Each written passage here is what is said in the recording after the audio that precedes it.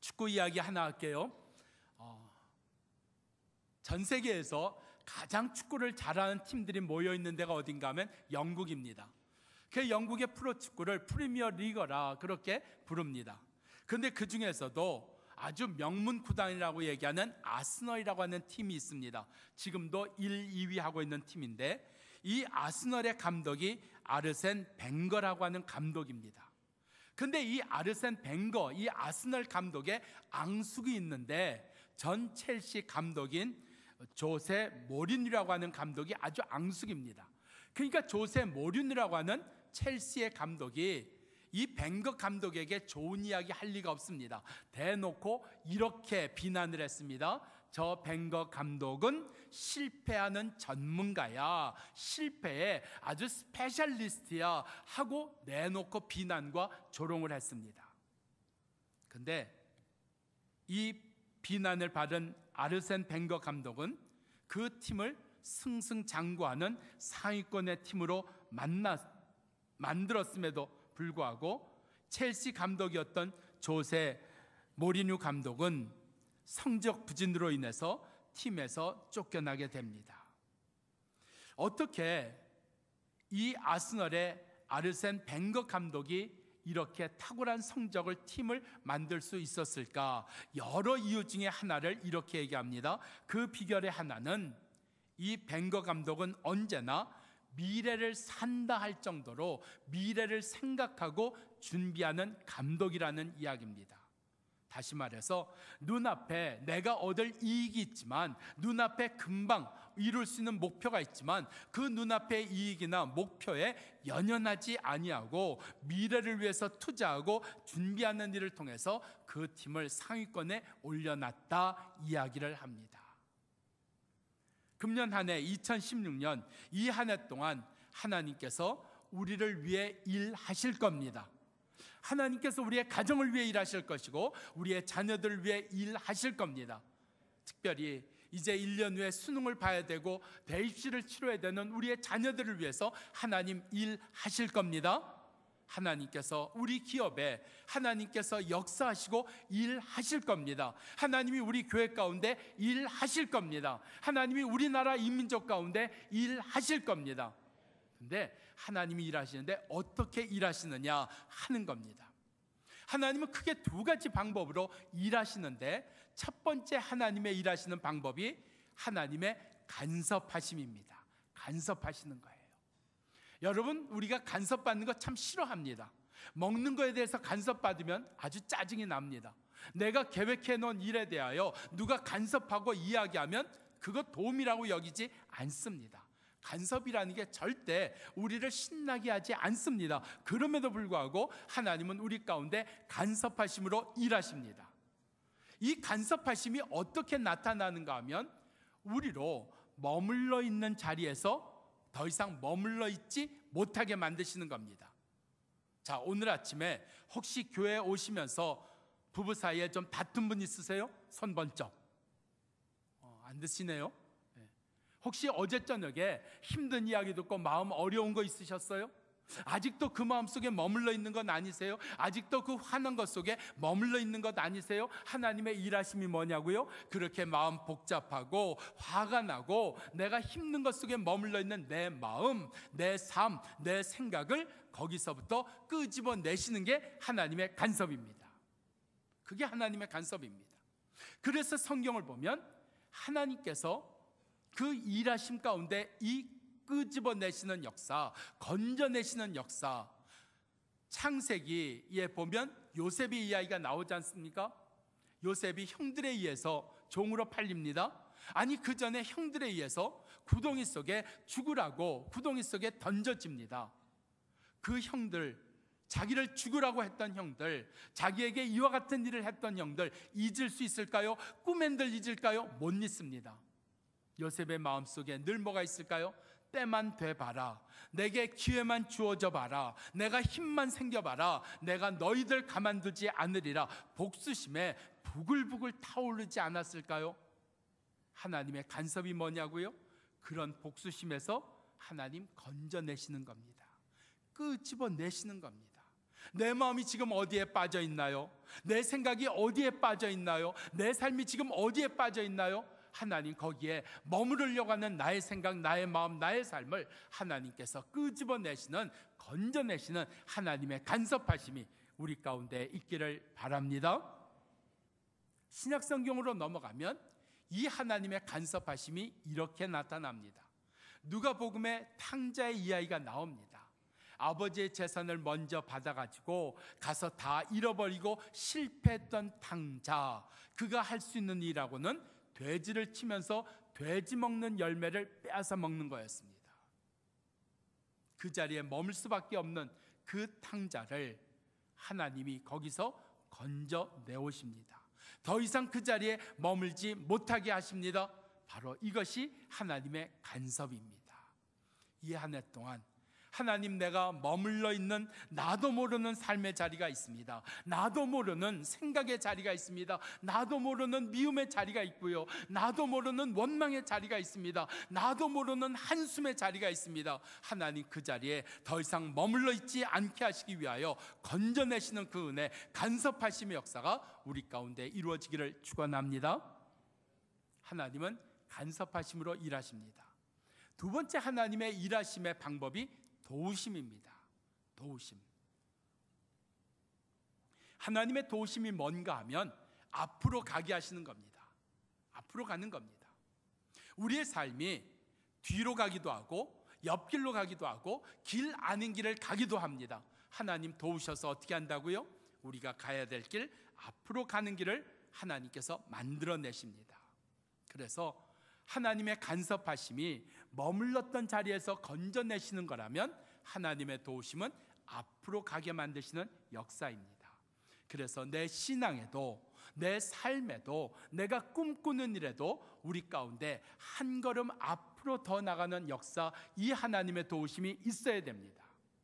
우리의 자녀들 가운데 하나님이 도우사, 하나님 저가 배우는 거에 대하여, 생각하는 거에 대하여, 하나님 저가의 삶에 대하여 한 걸음 더 앞으로 나갈 수 있는 은혜를 주시옵소서. 이 하나님의 도우심이 우리와 우리 자녀들과 우리의 모든 믿는 이들 가운데, 우리가 전하는 이들 가운데 주어지기를 바랍니다.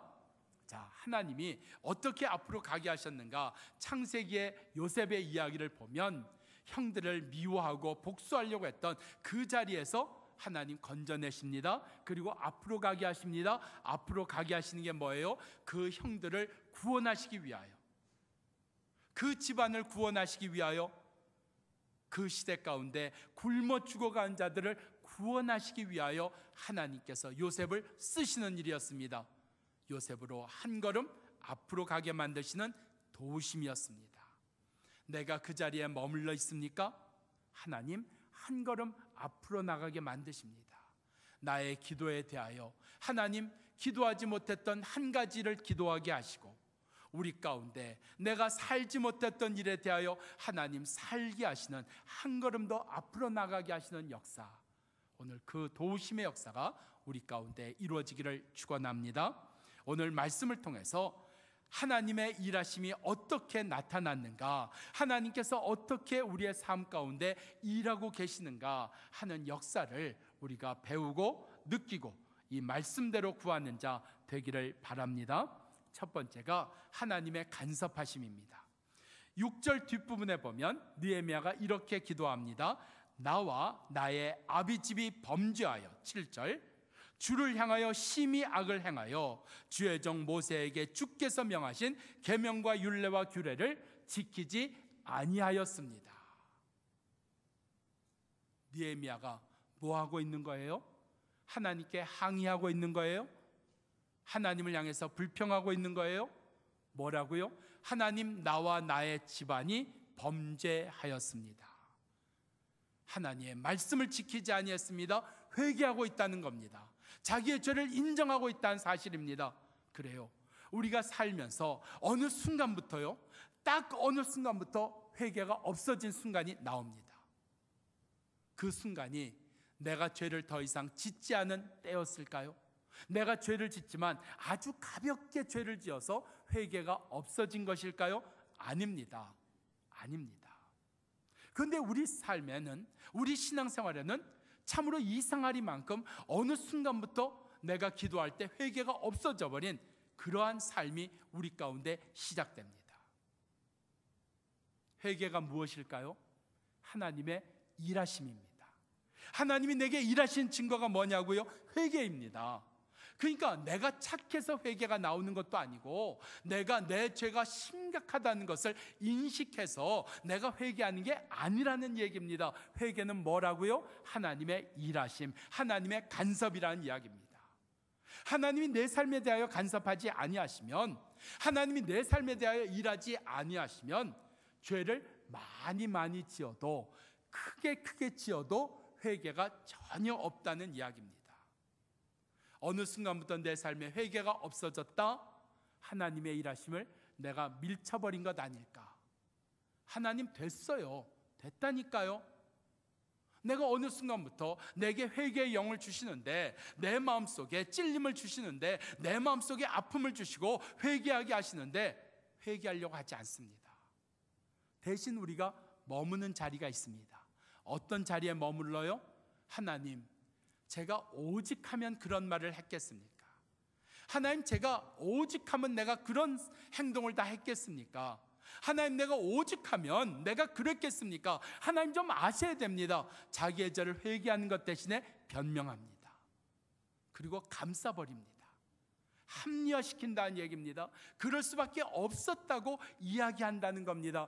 머무는 겁니다. 어디에요? 변명에 머무릅니다. 자기 옳다는 것에 머뭅니다. 자기가 맞다는 것에 머뭅니다. 내가 끝까지 옳다, 내가 끝까지 맞다, 나는 잘못한 게 없다, 거기에 머문다 하는 겁니다. 하나님의 간섭하심이 뭐라고요? 건져내시는 것. 어디서? 내가 머무는 자리, 내가 옳다고 머문 자리, 내가 맞다고 머문 자리, 내가 변명하는 그 머무는 자리에서 하나님 건져내신다는 겁니다. 그 건져내시는 그 이야기가 바로 회개입니다. 우리 가운데 회개가 없어졌다는 것은 여전히 내가 옳다는 자리에 머물고 있다는 거예요. 아내에 대하여 남편이 옳은 게 많으면 아내는 힘듭니다. 아내가 남편에 대하여 옳은 게 많으면 남편 괴롭습니다. 부모와 자녀 사이는 안 그럴까요? 부모가 내가 옳다고, 내가 맞다고, 자녀에게 있어서 내가 맞다고, 성도 사이에도 내가 맞다고, 바로 내가 맞다고요, 내가 옳다고요 하는 자리에 내가 머물러 있으면 관계는요 무너지고 맙니다. 공동체는요 깨지고 맙니다. 오늘 본교회라고 하는 공동체 깨는 방법 간단합니다. 내가 옳으면 그거 끝까지 주장하세요. 교회 깨집니다. 오래가지 못해서 교회 깨집니다. 하나님이 하시는 일이 뭐냐고요? 건져내 주시는 거라고요. 내가 옳다고 한 자리에서 건져내 주시는 거예요. 느헤미야 옳은 소리 할 줄 모르는 사람이었을까요? 맞는 이야기 모르는 사람이었을까요? 사람의 죄성이라는 게 뭔지 아십니까? 사람의 죄성이라는 게 자꾸 옳은 소리 하고 싶어요. 옳은 일을 하고 싶은 마음은 없어요. 옳은 말만 하고 싶은 거예요. 옳은 말을 하면서 내가 옳다는 걸 증명하는 거예요. 그것이 하와로부터 아담 거쳐서 우리 가운데 이어져 내려온 역사 아닌가요? 옳은 말 했잖아요. 하나님께서 먹지도 말고 만지지도 말라, 그래서 내가 이렇게 살고 있는 거다. 거기에서 건져내 주시는 겁니다. 그게 하나님의 간섭하심입니다. 우리 삶 속에 오늘 옳다고 생각하는 그 머문 자리, 맞다고 생각하는 그 머문 자리, 거기에서 건져내 주심으로 아내가 보이고 남편이 보이고 자녀도 보이고 부모도 보이고 이웃도 보이는 은혜가 우리 가운데 주어지기를 바랍니다. 내가 옳다는 자리에 머물러 있으면 안 보여요. 내가 용서해야 될 대상이 안 보이고요, 내가 미안하다고 사과해야 될 대상이 안 보여요. 안 보여요. 그러니까 내가 다 옳은 거예요. 내가 옳은데 왜 사과를 해요? 내가 맞는데 내가 왜 그렇게 해야 돼요? 이웃이 없어진단 말이에요. 이웃은 뭐예요? 용서할 때 이웃입니다. 용서받을 때 이웃입니다. 사랑할 때 이웃입니다. 사랑받을 때 이웃입니다. 근데 사랑하는 것도 없어요. 사랑받는 것도 없어요. 이웃이 없어졌으니까 함께하는 게 없어졌잖아요. 공동체가 깨진 겁니다. 교회라는 공동체만큼 강력한 공동체가 없어요. 근데 교회만큼 약한 공동체 없습니다. 다 자기가 옳다 이야기하기를 시작을 하면 교회는요 하루아침입니다. 여기까지 오는데 10년 걸렸지만 무너뜨리는 건 하루아침입니다. 나 어떻게 쓰임받아요? 하나님이 내 안에 간섭하시잖아요. 건져내시잖아요. 건져내시는 그 하나님의 손길, 하나님의 말씀이 우리 10년 가운데 들어오기를 축원합니다. 그래야 하나님의 나라가 여기에 이루어져요. 교회가 하나님의 나라 아니에요? 여러분의 가정이 하나님의 나라 아니에요? 이 나라 이 민족이 하나님의 나라가 되어야 되잖아요. 그 일을 위해서 하나님께서 우리로 건져내 주시는 이 간섭하시는 역사, 머물지 못하시게 하는 역사, 회개하게 하시는 역사, 그 은혜가 있기를 축원합니다. 회개는 자의로 나오지 않아요. 착해서 나오지 않아요. 내가 인식해서 나오지 않아요. 하나님의 말씀 봅니다. 로마서 2장 4절. 내가 하나님의 인자하심이 너를 인도하여 회개케 하심을 알지 못하느냐. 그러니까 회개가 어디서부터 나온다고요? 하나님의 인자하심 속에서 회개가 나온다는 이야기예요. 그러니까 하나님이 나에게 인자하심을 베풀어 주시는데 나를 향해 참으시고 나에게 하나님께서 마음도 주시고 말씀도 주시는데 내가 그거 무시해버리면 회개 안 나오는 거예요. 로마서 2장 5절입니다. 다만 내 고집과 회개치 아니하는 마음을 따라 진노의 날 곧 하나님의 의로우신 판단이 나타날 그날에 임한 진노를 내게 쌓는도다. 그러니까 회개케 하심을 따라가지 아니하면 내가 하나님으로부터 진노받을 일을 쌓는다는 이야기입니다. 얼마나 성경은 분명하게 얘기해 줍니까? 하나님이 회개케 하는 은혜 주셨는데 그거 거절하면, 그거 싫다고 하면, 거기에 대해서 손살에 치면 우리가 하나님의 진노받을 일이 쌓인다는 이야기입니다. 이사야 1장 18절 말씀입니다. 오라 우리가 서로 변론하자. 너희 죄가 주홍 같을지라도 눈과 같이, 너희 죄가 진홍같이 붉을지라도 흰눈같이 되리라, 양털같이 되리라 말씀하고 있습니다. 그러니까 우리 가운데 회개하는 것은 하나님이 인도해 주신다는 겁니다. 목사니까 회개가 되고 신앙생활 오래 했으니까 회개가 되고 죄를 지은 것이 인식이 돼서 회개가 되는 것이 아니라 하나님의 인자하심 때문에, 하나님의 인도하심 때문에 오라 우리가 서로 변론하자. 너희 죄가 주홍 같을지라도. 디모데후서 2장 25절입니다. 하나님이 저희에게 회개함을 주사 진리를 알게 하실까 하여. 그래서 회개함을 주셨다 그랬어요. 주셨다 그랬어요. 좋은 아내 되고 싶으세요? 좋은 남편 되고 싶으세요? 대답이 없으세요. 좋은 부모 되고 싶으세요? 네. 좋은 자녀 되고 싶으세요? 이 은혜 받으셔야지 돼요. 나는 아내를 해본 적이 없습니다. 나는 아버지를 해본 적이 없습니다. 그래서 서툴러요? 그래서 실수가 많아요? 우리가 속은 겁니다. 선악과를 먹으면 하나님같이 되리라 속는 것처럼 내가 결혼 예비학교를 충실히 내가 이행을 해서, 그래서 결혼하기 전에 그 결혼에 대해서 준비한 학교를 내가 충실히 아니요. 하나님의 역사가 뭐라고요? 회개하게 하신 역사입니다. 회개가 없는 아내 두려운 겁니다. 회개가 없는 남편, 회개가 없는 부모, 회개가 없는 자녀, 회개가 없는 성도, 우리 가운데 두려운 겁니다. 오늘 회개하게 하셨다 그랬어요. 성경은 우리에게 거듭 말씀하고 있습니다. 너희에 대하여 오래 참으사 아무도 멸망치 않고 모두가 다 회개하기에 이르기를 원하신다 그랬어요. 베드로 후서 3장 9절의 말입니다. 주께서 원하신 뭐라고요? 우리가 다 회개하는데 이르기를 원하신다고 말입니다. 다른 건 못 배웠어도, 다른 건 몰라도 내가 회개만 된다면 됩니다. 여러분의 가정은 지켜집니다. 이 사회와 민족은 지켜집니다. 교회는 지켜집니다. 근데 교회 안에 회개가 없어지고요, 가정 안에 회개가 없어지고요, 우리 성도들의 회개가 없어지면 이 세상은 갈 곳 없습니다. 교회는 서 있을 수 없고요, 우리의 가정은 유지될 수 없다 하는 겁니다.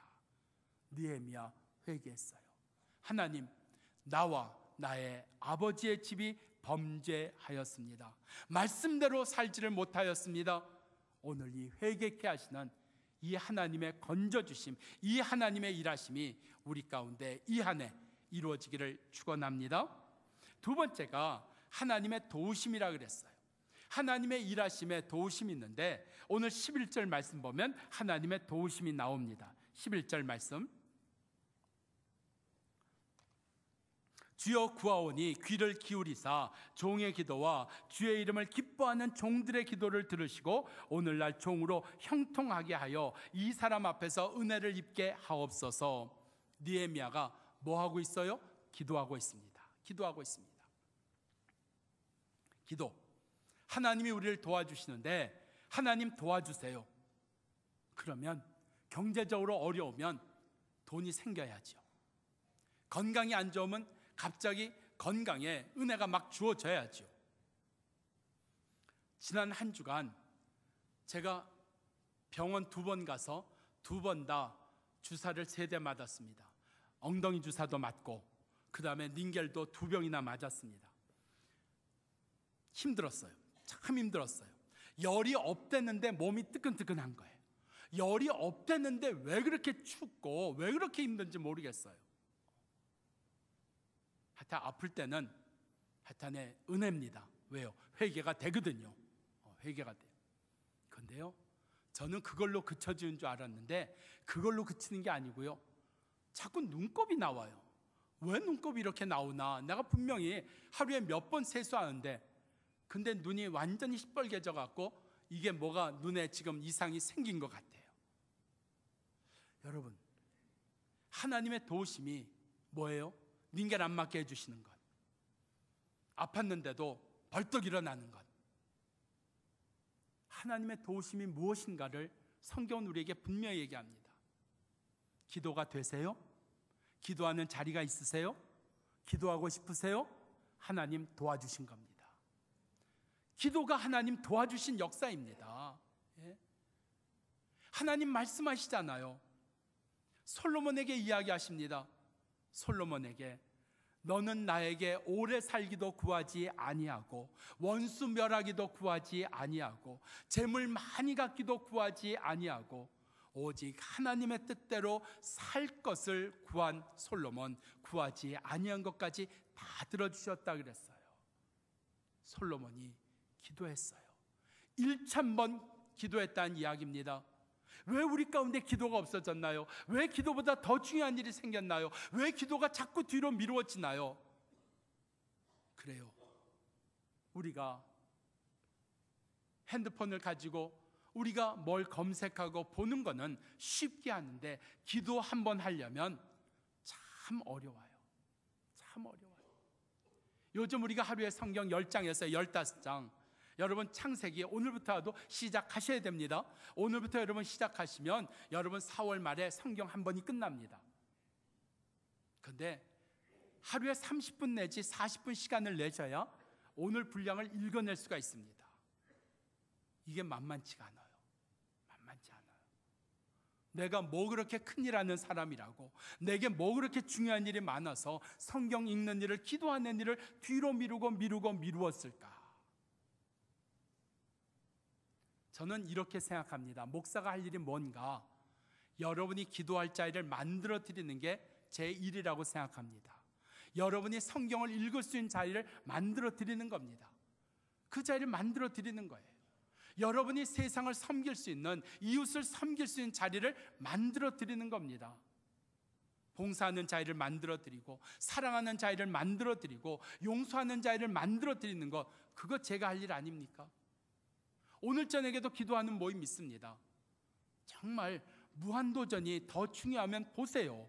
근데 저 이렇게 기도할 겁니다. 하나님, 오늘 저녁에 무한도전 보다가 지금 기도하는 시간인데, 기도하기 위해서 교회에서는 모여있는 사람들이 있을 텐데 나는 무한도전 보고 있습니다.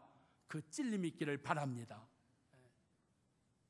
제가 무한도전 비난하는 게 아닙니다. 하나님 도우심이 뭐냐고요? 기도하는 자리가 생겨나는 게 하나님이 도와주신 겁니다. 구약성경 이사야 8장 19절, 혹이 너희에게 고하기를 지절거리며 속살거리는 신접한 자와 마술사에게 물으라 하거늘 백성이 자기 하나님께 구할 것이 아니냐. 그래요. 우리가 어디에 가서 위로를 청하고 있습니까? 어디에 가서 힘을 구하고 있습니까?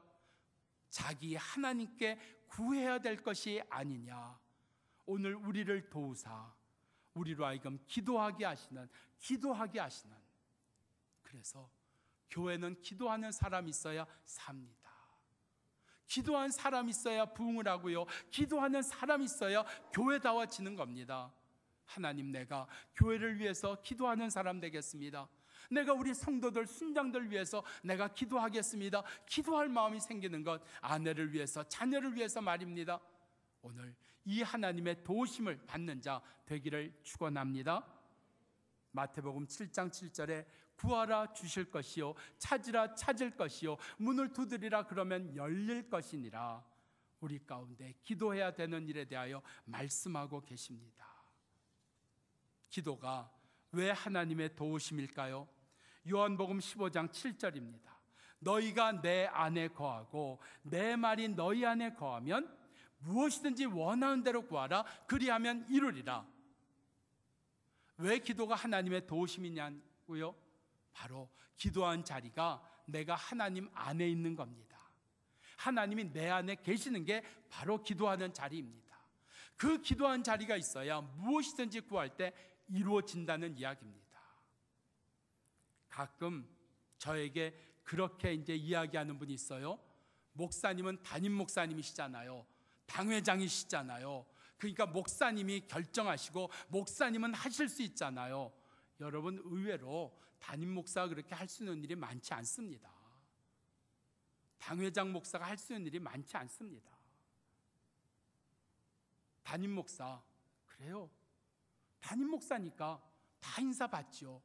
그 인사받는 대가가 얼마나 큰지 아십니까?